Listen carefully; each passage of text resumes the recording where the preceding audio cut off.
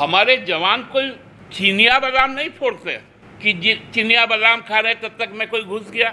उनके हाथों में असलहा है और मैं तो कई बॉर्डर्स में जाके देखा हूँ, उसमें लिखा हुआ रहता है बड़े बड़े हल्फों में कि कीप मूविंग, आप चलते रहिए, नहीं तो आप बुलेट के टारगेट में। केवल बाबूलाल जी का कहना, अनंत ओझा जी का कहना, भारतीय जनता पार्टी का कहना, उसको आदरणीय राज्यपाल जी महत्व दे रहे हैं। मतलब कोई भी बकवास कर ले उसको राज्यपाल जी आधार मान ले।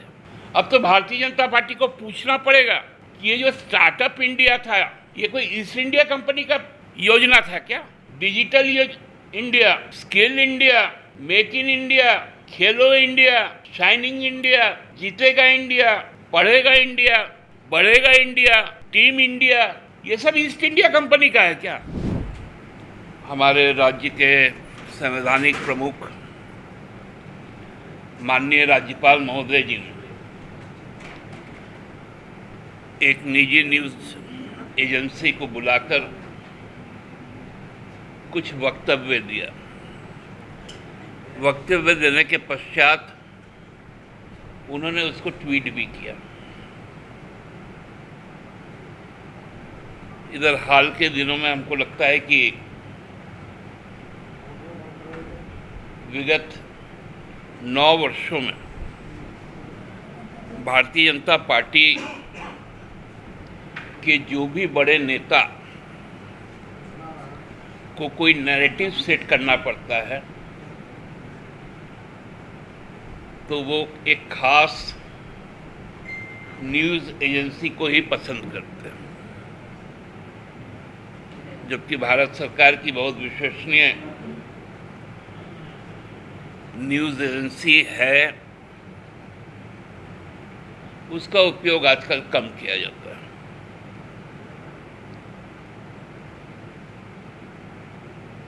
माननीय राज्यपाल महोदय जी ने जिन बातों को कहा है, जो कंसर्न उन्होंने दिखाया है,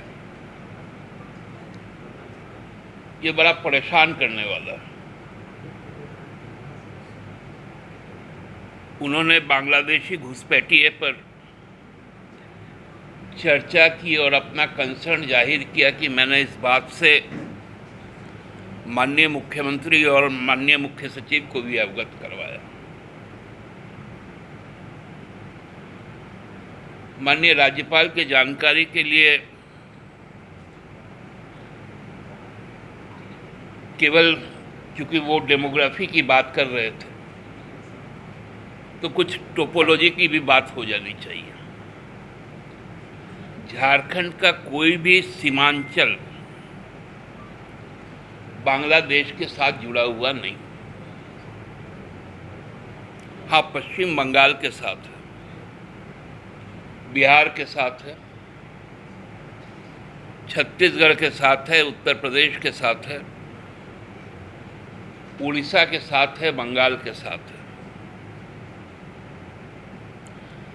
लेकिन बांग्लादेश के साथ नहीं।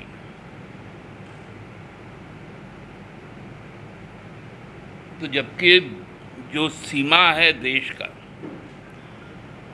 चाहे वो भारत बांग्लादेश सीमा हो, भारत म्यांमार सीमा हो, भारत श्रीलंका सीमा हो, भारत पाकिस्तान का सीमा हो, भारत चाइना का सीमा हो, वहाँ सेना और बीएसएफ, एसएसबी उन सीमाओं की प्रहरी के तौर पे उपस्थित रहते हैं और देश को पूर्ण रूप से सुरक्षा और संप्रभुता की गारंटी करते हैं। और वो संपूर्ण व्यवस्था केंद्र सरकार की होती है। तो माननीय राज्यपाल जी को सबसे पहले मुझे लगता है कि पूछना चाहिए था केंद्र सरकार से, जब आपका इतना भारी भरक्कम महकमा गृह मंत्रालय का हजारों लाखों की संख्या में आपका सिक्योरिटी फोर्सेस तैनात है, तो ये इन्फिल्ट्रेशन कैसे होता है, क्या ये संभव है? क्योंकि जो सीमाएं होती है हम लोगों को मालूम है, उस सीमाओं में से 15 किलोमीटर तक वहां सिविल एडमिनिस्ट्रेशन का भी दखल नहीं होता है लॉ एंड ऑर्डर पर। वहां पूरा का पूरा जो दायरा है वो सेंट्रल फोर्सेस, चाहे वो आर्मी हो, पैरामिलिट्री फोर्सेस हो, आईटीबीपी हो, बीएसएफ हो, एसएसबी हो, उनके जिम्मे रहता है। तो राज्य सरकार इससे कहां कंसर्न रखती है? दूसरा सवाल है, माननीय राज्यपाल जी को ये तो मालूम चल गया कि डेमोग्राफी बदल रहा है, तो उनको बताना भी चाहिए कि कौन सा व्यक्ति ने किसके साथ शादी की, उसका बांग्लादेश के साथ में क्या संबंध है, एक भी उदाहरण दे दें। केवल बाबूलाल जी का कहना, अनंत ओझा जी का कहना, भारतीय जनता पार्टी का कहना, उसको आदरणीय राज्यपाल जी महत्व दे रहे हैं। मतलब कोई भी बकवास कर दे, उसको राज्यपाल जी आधार मान रहे। तो फिर आप अभिभावक कैसे होंगे?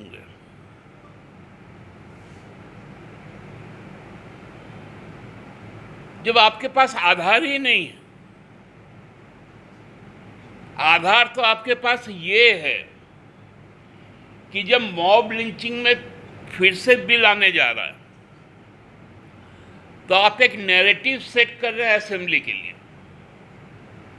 भारतीय जनता पार्टी के लिए एक मुद्दा ला रहे हैं कि आपका यह बयान भारतीय जनता पार्टी सदन में उठाएगी, क्योंकि तकलीफ तो आपको मॉब लिंचिंग से है, तकलीफ तो आपको 1932 के पहचान से है, तकलीफ तो आपको सरना धर्म कोड से है, तकलीफ तो आपको ओबीसी आरक्षण से है। तो अब यदि विधानसभा के भी मुद्दे विपक्ष का, भारतीय जनता पार्टी का, यदि माननीय राज्यपाल जी ही तय करेंगे, तब तो बड़ा विचित्र बात है।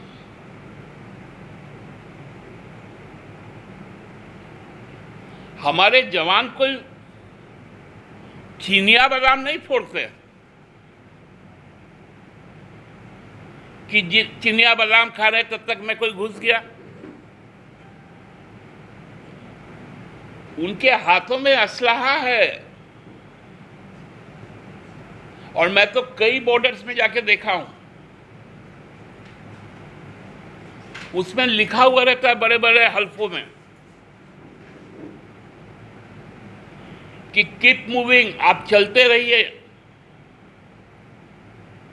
नहीं तो आप बुलेट के टारगेट में हैं।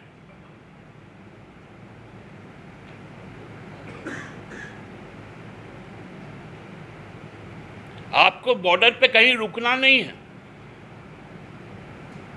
जो बारबेड वेल लगा हुआ है, और बांग्लादेश के साथ तो हमारा जो जमीन का हिस्सा है वो पूरी तरह से कांटे के तारों से घिरा हुआ है, दोनों तरफ, बीच में नो मैन्स लैंड है। तो ये कहां से इनके पास में ये जानकारी आ गई?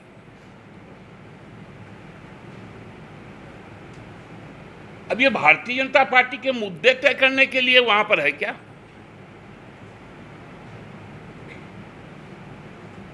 सच्चाई है कि ये आदिवासी विरोधी मानसिकता के लोग हैं, मूलवासियों के खिलाफ, अमन और चैन के खिलाफ। आज भी आप लोगों ने देखा होगा कि माननीय प्रधानमंत्री जी ने अपने संसदीय दल की बैठक की और उसमें कुछ बातें कही कि ईस्ट इंडिया कंपनी के नाम पे भी इंडिया था, इंडियन मुजाहिदीन के नाम पे भी इंडिया है। किस प्रकार से फ्रस्ट्रेशन में आ गए। अब तो भारतीय जनता पार्टी को पूछना पड़ेगा कि ये जो स्टार्टअप इंडिया था, ये कोई ईस्ट इंडिया कंपनी का योजना था क्या? Digital India, skill India, make in India, Khelo India, shining India, जीतेगा इंडिया, पढ़ेगा इंडिया, बढ़ेगा इंडिया, टीम इंडिया, ये सब ईस्ट इंडिया कंपनी का है क्या?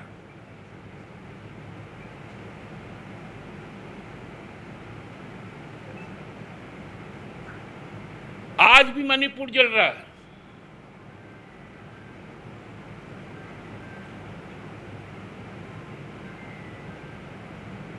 यहां से एक ट्राइबल स्टेट के गवर्नर होने के कारण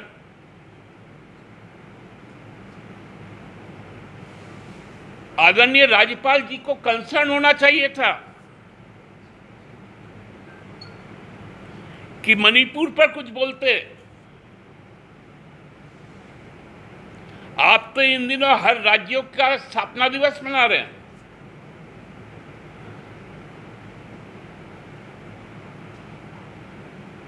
गुजरात का मनाएं, महाराष्ट्र का मनाएं, बंगाल का मनाएं। जब पूरा देश आपके कंसर्न में है